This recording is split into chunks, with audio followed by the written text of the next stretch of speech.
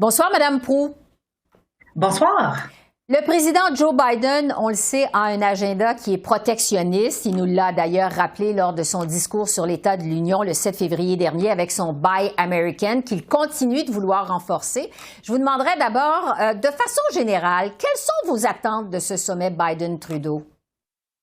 Bien, écoutez, nos attentes, c'est que le premier ministre puisse arriver à placer l'agenda du commerce international et l'accès au marché américain dans les priorités, dans les thèmes qui seront discutés au cours de ces 24 heures où le président Biden sera ici au Canada. Bon, parce que concrètement, justement, avec son Buy American, là, le président Biden veut resserrer les règles d'achat pour les projets d'infrastructure américains. En fait, ce que veut M. Biden, c'est que tous les matériaux de construction qui vont être utilisés dans les projets d'infrastructure fédéraux à venir, notamment dans la construction des routes, des ponts, que tous ces matériaux-là soient utilisés, soient fabriqués finalement aux États-Unis. Alors, parlez-nous des conséquences de ça sur les entreprises d'ici, les entreprises canadiennes. Absolument, puis vous l'avez bien dit, le Buy America, le Buy American, c'est là bien avant le président Biden, mais depuis son arrivée au pouvoir, il ne cesse de multiplier les annonces, les décrets pour augmenter les barrières à l'entrée au marché. Et ce que ça fait, c'est que des entreprises qui sont dans le secteur de la construction, les matériaux de construction, par exemple, les véhicules électriques, s'ils veulent avoir accès au marché américain, ils doivent ouvrir des usines ou investir du côté américain pour s'assurer que presque la totalité des biens soient fabriqués aux États-Unis. Alors, on ne le voit pas tout le temps, c'est-à-dire que c'est pas visible quand les entreprises choisissent d'investir du côté américain, mais au fil des années, on constate que l'investissement direct étranger se fait aux États-Unis au détriment du Canada.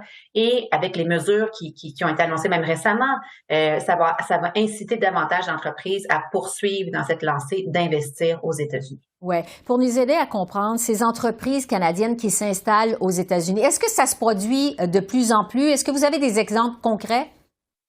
Ben, je vous dirais que chaque fois qu'il y a des mesures protectionnistes qui sont ajoutées en lien avec le Buy America, Buy North American, on a plus d'entreprises qui vont du côté américain pour s'implanter et avoir accès au marché.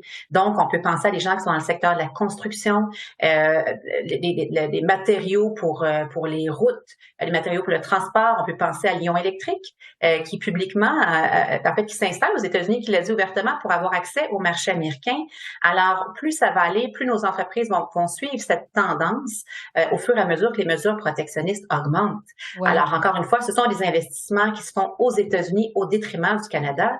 Et on le sait à quel point au Québec, au Canada, on a un retard de productivité dans nos usines, on sous-investit. Et là, bien sûr, ça met encore plus de pression, ces mesures protectionnistes qui ont été annoncées. Ouais. Il y a aussi tout le plan de réduction de l'inflation. C'est un plan qui est colossal de plus de 370 milliards de dollars. Monsieur Biden, donc, veut revigorer le secteur manufacturier aux États-Unis et accélérer la transition vers les énergies propres. Est-ce que vous avez des craintes par rapport à ce plan colossal, donc, du président Biden?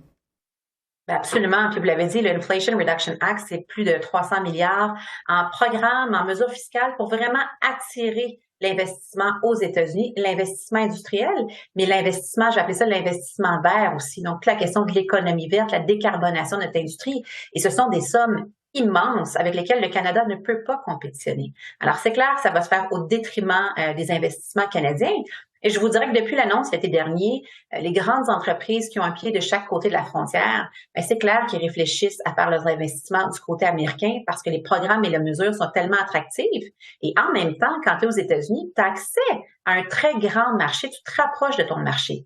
Donc, le président Biden est vraiment en train de mettre en place tous les ingrédients essentiels pour développer, pour mettre en place une stratégie industrielle, pour développer une industrie manufacturière très forte et en même temps attirer les investissements, que ce soit du Canada ou de d'autres pays. Alors, pour le Canada, ça devient très difficile compte tenu de notre proximité, mais on demande quand même au gouvernement fédéral, à la vice-première ministre Freeland la semaine prochaine, lors du budget, de mettre en place des mesures fortes à la hauteur de ce que le Canada peut faire pour envoyer un signal très fort aux entreprises canadiennes qu'elles peuvent investir ici, qu'elles doivent investir ici. Oui, ça m'amène à vous parler de la chaîne d'approvisionnement parce qu'on sait que toute la chaîne d'approvisionnement sur le marché nord-américain, et c'est vraiment très fortement intégré. Il y a aussi des conséquences des politiques de M. Biden sur les chaînes d'approvisionnement. Absolument. Et quand on parle de chaînes fortement intégrées, on peut penser au secteur automobile qui est le meilleur secteur, le meilleur exemple. Les pièces peuvent faire l'aller-retour plusieurs fois entre le Canada et les États-Unis avant d'être assemblées dans un produit final. Alors, ça démontre à quel point nos chaînes d'approvisionnement sont intimement liées, intimement intégrées.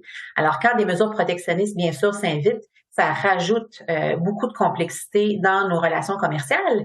Et je pense que le premier ministre Trudeau devra placer encore une fois cette conversation au cœur des discussions.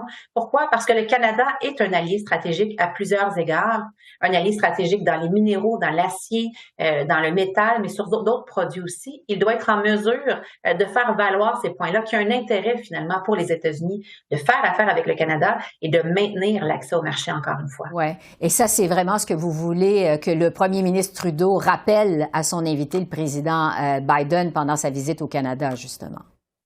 Absolument. Il faut se rappeler que les États-Unis sont notre principal partenaire commercial. C'est plus de 70 de nos exportations qui y sont destinées.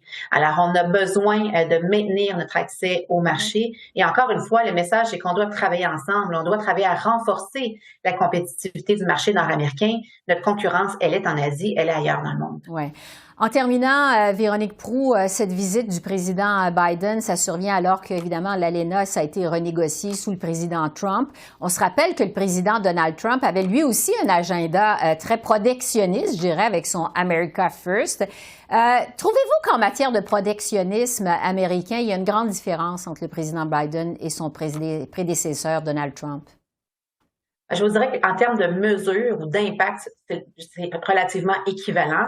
La différence, c'est que le président Biden est plus prévisible que le président Trump dans les annonces et dans ce qui peut être attendu en termes de mesures protectionnistes. Ce n'est pas une surprise pour les gens d'affaires de voir ce que le président Biden est en train de faire, mais c'est toujours préoccupant et ça a bien sûr un impact sur notre compétitivité et sur notre productivité ici au Canada. Donc, un défi pour le Canada, comme vous dites.